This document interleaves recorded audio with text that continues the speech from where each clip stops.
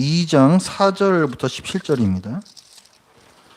창세기 2장 4절부터 17절. 오늘의 본문은 하나님께서 이 세상을 만드실 때 에덴 동산을 창설하시고 아담을 그곳에 두시면서 성전의 제사장으로 삼으셨다라는 내용입니다. 그러니까 에덴 동산은 성전이었고 하나님께서 계시는 성전이었고 그 에덴 성전의 제사장으로 아담과 하와를 지으시고 거기에 두셨다라는 내용입니다. 2장 4절부터 17절까지 제가 읽겠습니다.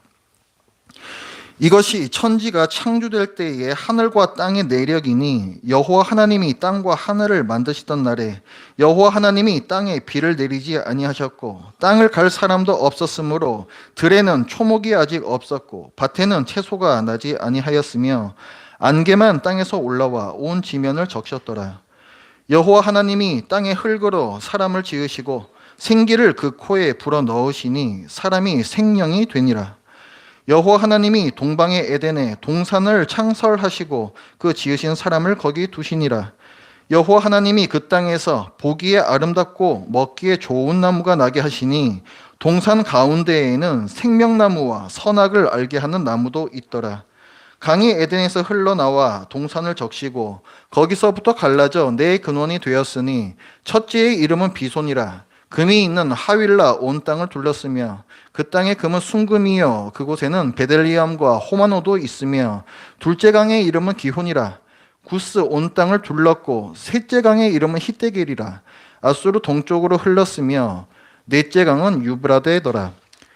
여호와 하나님이 그 사람을 이끌어 에덴 동산에 두어 그것을 경작하며 지키게 하시고 여호와 하나님이 그 사람에게 명하여 이르시되 동산 각종 나무의 열매는 네가 임의로 먹되 선악을 알게 하는 나무의 열매는 먹지 말라. 네가 먹는 날에는 반드시 죽으리라 하시니라. 아멘. 현대 사회를 살아가는 우리 중 많은 사람들이 극심한 허무함과 정체성의 혼란을 느끼며 살고 있습니다. 아침 일찍 일어나서 밤 늦게까지 치열하게 일하지만 정작 내가 왜 이 일을 해야 하는지, 내 삶의 목적이 무엇인지 알지 못한 채 기계처럼 하루의 일과를 반복적으로 수행할 때가 많습니다. 간혹 나는 누구이며 나는 왜 이곳에 살고 있는가라는 인생의 가장 근원적인 질문이죠. 이 질문 앞에 서지만 딱히 대답할 수 없고 이런 질문을 계속 하다가는 열심히 사는 내 삶이 의미를 잃어버릴 것 같아서 이 위험한 질문을 얼른 꾸깃꾸깃 구겨서 보이지 않는 곳에 던져버립니다. 세상은 우리에게 말합니다. 네가 가진 연봉이 너의 가치다.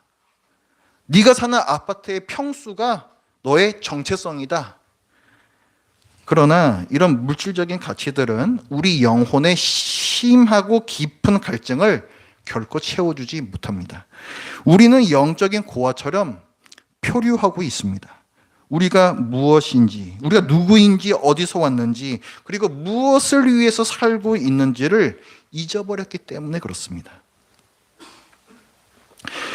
이 창세기의 말씀을 처음 들었던 사람들이 누가 그랬습니까? 애굽에서 노예살이 하다가 모세 손에 이끌려서 탈출해 나온 이스라엘 백성이라고 했습니다. 이들은 방금 막 애굽의 이집트의 노예살이에서 벗어난 광야의 사막의 유랑자들이었습니다. 400년 동안 이들은 노예라는 이름으로 불렸습니다. 이들은 이집트 파라오에 넘쳐나는 재물을 쌓아놓을 국고성을 쌓기 위해서 벽돌을 굽는 기계에 불과했습니다. 이들에게 인간의 존엄성이나 삶의 의미 같은 단어는 사치였습니다. 하나님께서는 신의 산 아래에 모인 이들에게 이 창조의 이야기를 들려주십니다. 너희는 단순히 벽돌을 굽기 위해 태어난 존재가 아니다. 너희는 어쩌다 보니 우연히 생기는 존재가 아니라 나 여호와 하나님의 세밀한 계획 속에 태어난 존귀한 존재다. 하나님께서는 이 창조의 이야기를 통해서 이스라엘 백성들이 잃어버렸던 그들의 정체성, 즉 하나님을 닮은 자이며 제사장이며 왕이라는 영광스러운 정체성을 회복시키고자 하셨습니다. 하지만 우리가 이 영광스러운 정체성을 회복하는 길에는 큰 걸림돌이 있습니다. 그것은 스스로 삶의 주인이 되고 싶어 하는 자율성입니다. 스스로 자자, 법율자입니다. 내가 스스로 법이 되어 모든 것을 판단하겠다는 거예요. 이것은 온 세상의 왕이신 하나님을 섬기지 않고 스스로 왕으로 살고 싶어 하는 반역적인 자아 숭배입니다. 우리는 내 삶의 주인 노릇을 하고 싶어 해요. 뱀이 하와를 유혹했던 것처럼 네가 하나님처럼 될 것이라는 이 속임수에 매몰이 되어서 하나님의 다스리심을 거부하고 나만의 성을 쌓으려 합니다. 우리는 하나님의 목적 안에서 나를 발견하려 하지를 않아요. 그 대신 나의 야망을 위해서 하나님을 이용하려 합니다. 5절을 보십시오. 여호와 하나님이 땅에 비를 내리지 아니하셨고 땅을 갈 사람도 없었으므로 들에는 초목이 아직 없었고 밭에는 채소가 나지 아니하였다라고 했습니다. 이 말씀은 인간이 아직 없었기 때문에 비도 내리지 않으셨다라는 말씀을 하고 있어요. 채소는 인간의 먹거리로 주시는 것인데 사람이 없었기 때문에 비를 내릴 필요도 없으셨다라는 뜻입니다. 다시 바꿔서 얘기하면 이 말씀은 인간이 없으면 창조 세계가 완성되지 않는다는 것을 보여줍니다. 하지만 동시에 인간의 활동이 하나님께서 내려주시는 비, 즉 하나님의 은혜 없이는 아무런 열매를 맺을 수 없음을 뜻합니다. 하나님의 왕되심과 그분께서 주시는 은혜를 거부하는 우리의 교만이 창조의 질서를 깨뜨리고 우리를 진정한 안식에서 멀어지게 합니다. 그렇게 비참에 빠진 우리를 하나님께서는 방관하지 않으셨습니다. 하나님께서는 세상을 창조하실 때부터 우리가 하나님을 가까이에서 뵙고 기쁨의 교제를 누릴 수 있는 성전을 마련하셨습니다. 오늘 본문에 나오는 에덴 동산이 바로 그 성전입니다. 에덴 동산은 단순히 우리가 생각하는 낙원, 어떤 휴양지 같은 그런 이미지, 그런 것이 아닙니다. 하나님께서 그곳에 거하시는 거룩한 성전이었습니다. 에덴 동산이 성전이었다는 사실은 성경 여러 곳에서 충분한 근거를 갖고 있습니다. 첫 번째로 이 오늘 말씀을 보면 이 에덴 동산으로부터 4개의 강이 온 땅으로 흘러 내려갔다라고 했습니다. 이 강은 온 땅에 생명을 주는 생명수입니다. 그리고 아담을 에덴 동산에 두셨다라고 했습니다. 아담은 제사장의 역할을 수행을 해야 했습니다.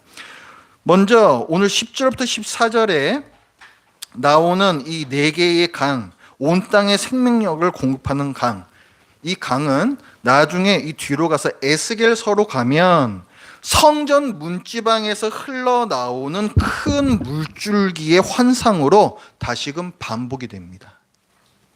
그리고 요한계시록, 성경의 마지막이죠. 요한계시록 22장에서는 또 사도 요한이 환상을 봐요. 하나님과 어린 양의 보좌에서 흘러나오는 생명수, 하나님과 어린 양이 계시는 보좌가 있는 곳이 무엇입니까? 그것이 바로 성전입니다. 성전으로부터 또 생명수가 흘러나오는 거예요. 성경의 처음부터 끝까지 하나님의 보좌, 성전으로부터 흘러나오는 생명수의 강을 묘사하고 있는 것입니다. 그러므로 에덴 동산은 성전입니다. 그리고 또한 예수님께서도 당신의 몸을 가리켜 성전이라고 말씀하셨죠.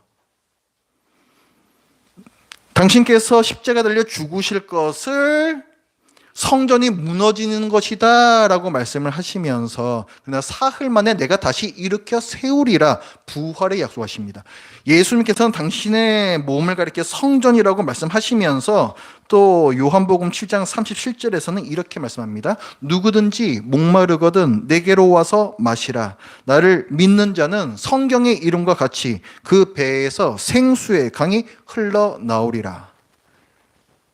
예수님께서도 성전이신 거예요. 성전에서 생수의 강이 흘러나옵니다. 이 이미지가 계속해서 반복이 되는 거예요. 그리고 오늘 본문에서 하나님은 아담을 그 동산에 두어서 경작하며 지키게 하셨습니다. 15절입니다.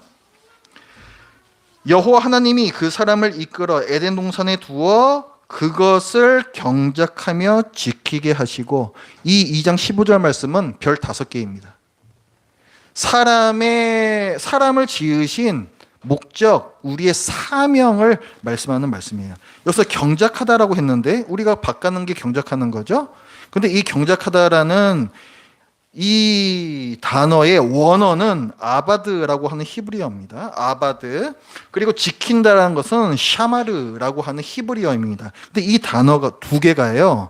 훗날에 사막을 여행하는 이스라엘이 성막을 짓죠. 나중에 가나안 땅에 들어간 다음에는 성전을 짓습니다. 그런데 이 성막과 성전에서 레위인들이 성소를 섬기고 성전을 악인들로부터 지키는 직무를 수행할 때 그때 섬기다, 지키다라는 단어와 정확하게 일치를 합니다. 그러니까 단순히 아담이 에덴 동산에서 밭을 가는 농부로서 그곳에 있었던 것이 아니라 하나님께서 거하시는 성전인 에덴 동산에서 하나님을 섬기며 악으로부터 그 성전을 지키는 제사장으로서 아담이 창조되었다는 것을 뜻합니다. 에덴이 성전이라는 또 다른 근거로는 오늘 본문에 나오는 많은 보석들과 금 이런 것들을 들 수가 있습니다. 오늘 11절과 12절 말씀을 보시면은 에덴 동산에는 금과 베델리엄과 호마노가 있었다고 그랬습니다. 금 우리가 아는 거고, 베델리엄은 진주입니다. 그리고 호마노라고 하는 것도 보석의 일종이죠.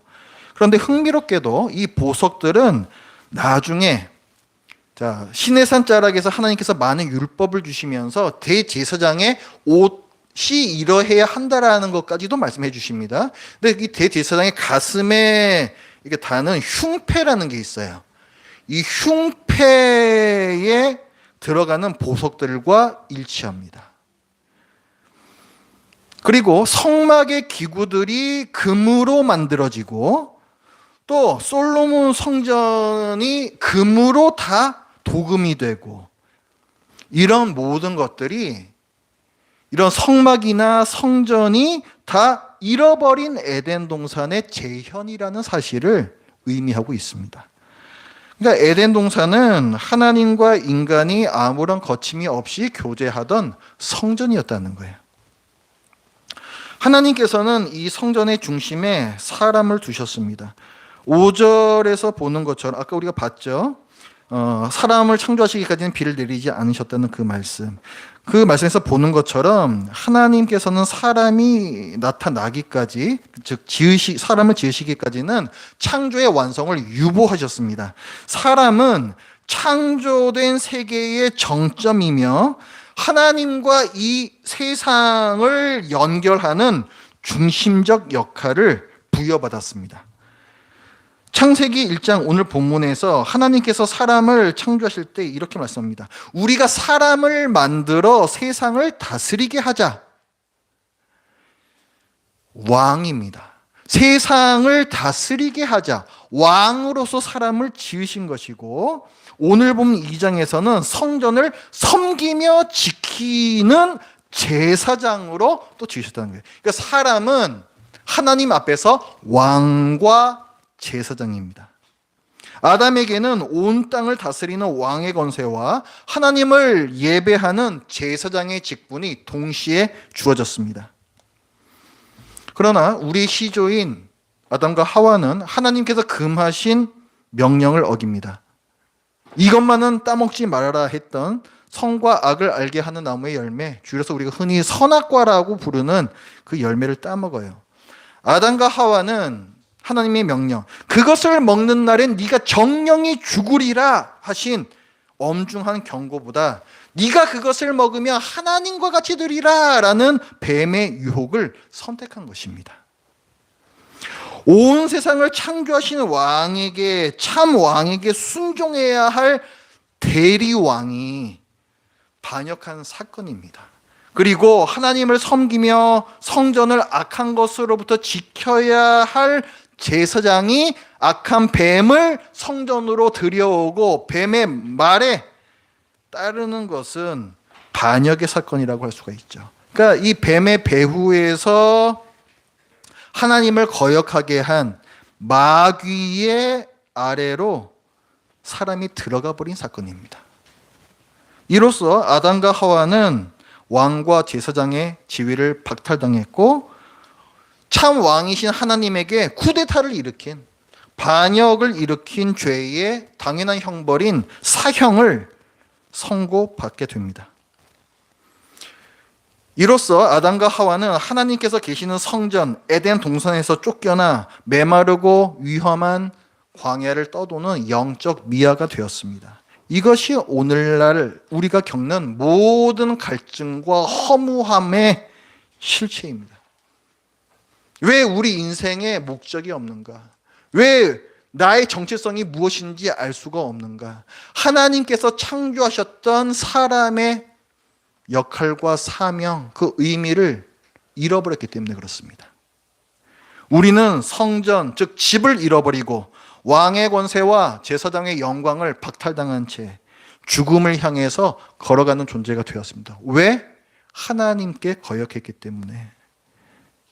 그러나 이 절망의 끝에서 하나님께서는 메시아, 즉 그리스도를 이 땅에 보내시어 비참에 빠진 우리를 구원하시겠다라는 약속을 주십니다.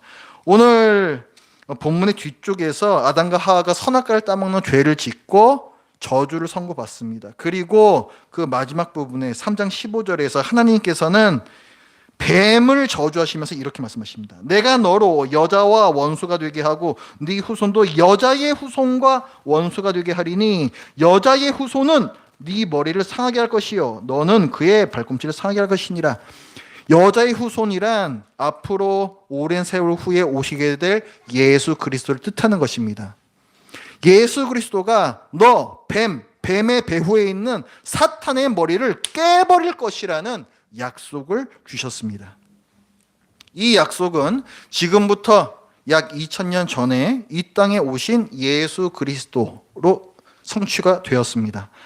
예수님께서 십자가에서 우리 대신 죽으심으로 하나님께 반역하는 우리에게 내려진 사형 선고의 저주를 대신 받아내셨고 죽음의 권세를 깨고 3일 만에 다시 살아나셔서 하늘에 오르심으로 아담과 하와가 잃어버린 왕과 제사장의 신분과 역할을 회복시켜 주셨습니다.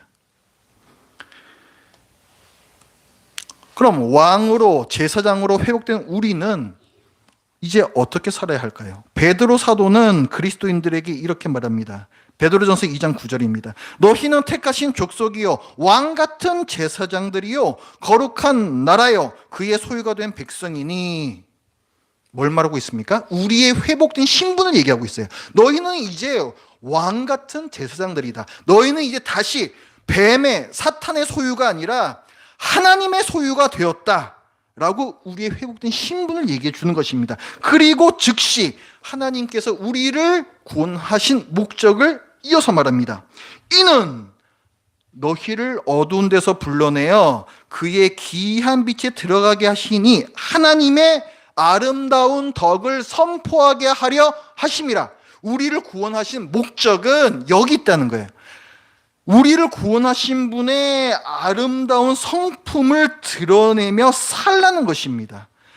불의를 용납하시지 않는 하나님의 정의와 모든 사람들에게 햇빛과 비를 내려주시되 억울한 사회적 약자를 더욱 편애하시는 큰 사랑의 성품을 드러내며 사는 것, 이것이 하나님께서 당신의 아들을 주시기까지 우리를 구원하신 목적이고 우리가 살아야 할 삶입니다.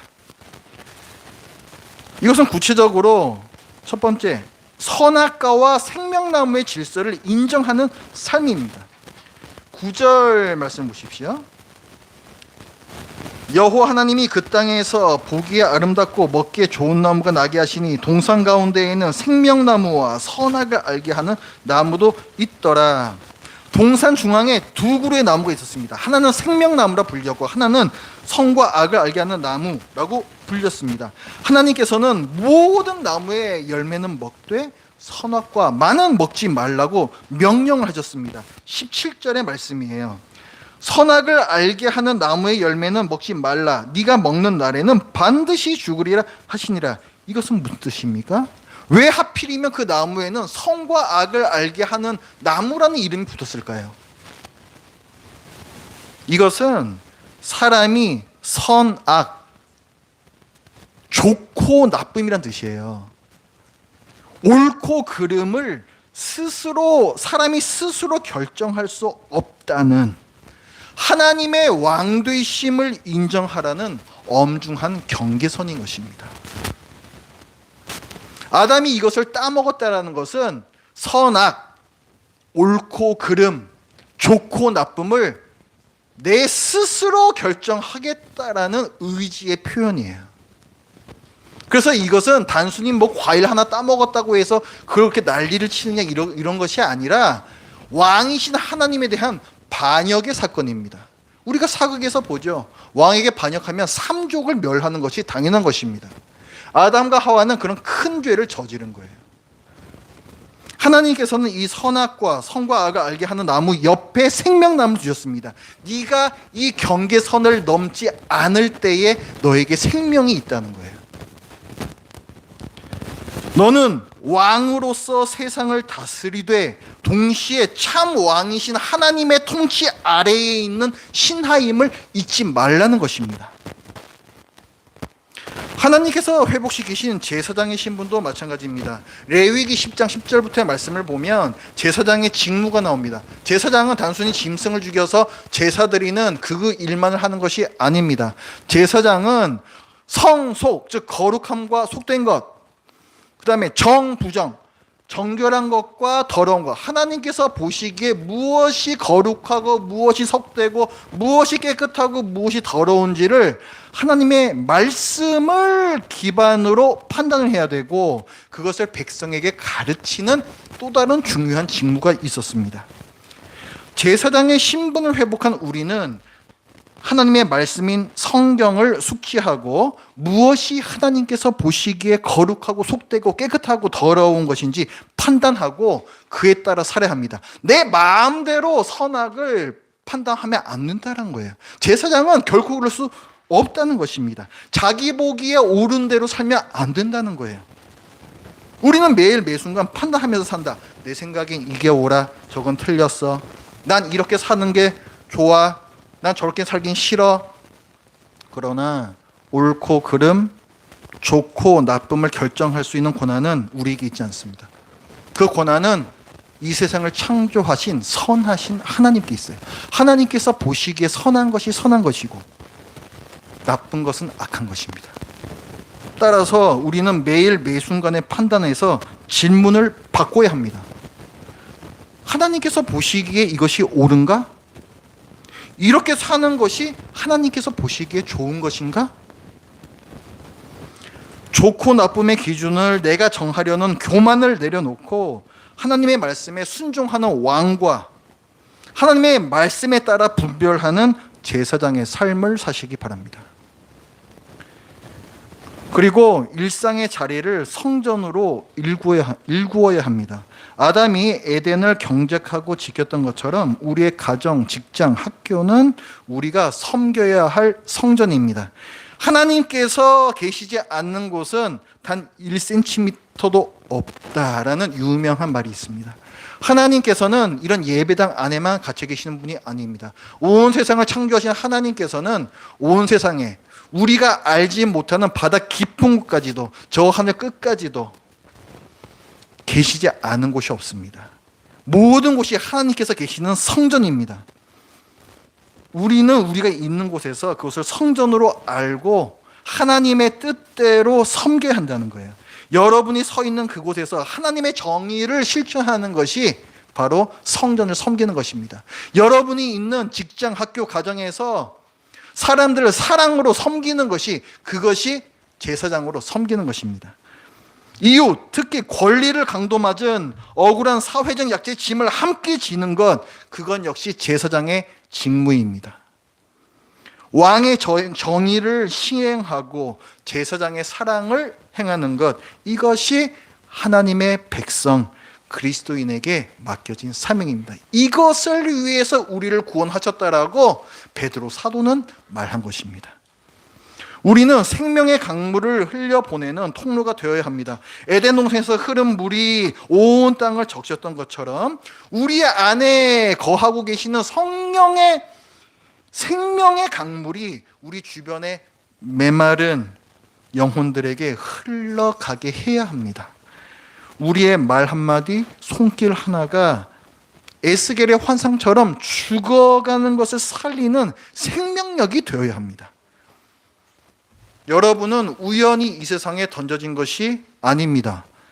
하나님께서 창세 전부터 여러분을 향한 분명한 목적과 계획을 가지고 계심을 믿으시기 바랍니다. 때로는 삶이 고단하고 내가 누구인지 잊어버릴 때 우리에게 왕과 제사장의 사명을 회복시켜 주신 예수 그리스도를 바라보십시오. 하나님께서는 온 세상을 하나님의 사랑과 정의가 흘러넘치는, 생명의 강이 흘러넘치는 새 에덴으로 만들고 계시며, 이를 위해서 우리가 하나님 없이 살던 반역의 죄값을 예수 그리스도의 십자가 죽음으로 탕감하시고 우리를 왕과 제사장으로 회복시키셨습니다.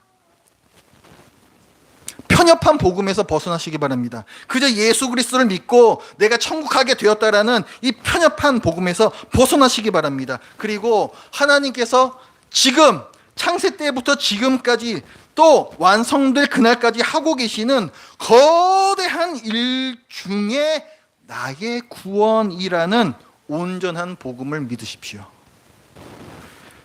이번 한 주간에 여러분이 발을 딛는 모든 곳에서 이곳이 하나님의 성전입니다 라고 고백하며 정의로운 왕과 자비로운 제사장으로서 승리하시길 바랍니다. 기도하겠습니다. 하나님 아버지, 먼지보다 못한 저희를 빚으시고 하나님의 생기를 불어넣어 주셔서 감사합니다. 저희가 이 세상의 제사장으로 부름받았음을 기억하겠습니다. 내 뜻대로 살려 했던 교만의 죄를 십자가의 피로 용서하시고 참 왕이신 주님의 다스리심 아래에서 생명을 흘려보내는 자로 살게 하옵소서. 우리를 왕 같은 제사장으로 회복시키신 예수 그리스도의 이름으로 기도드립니다. 아멘.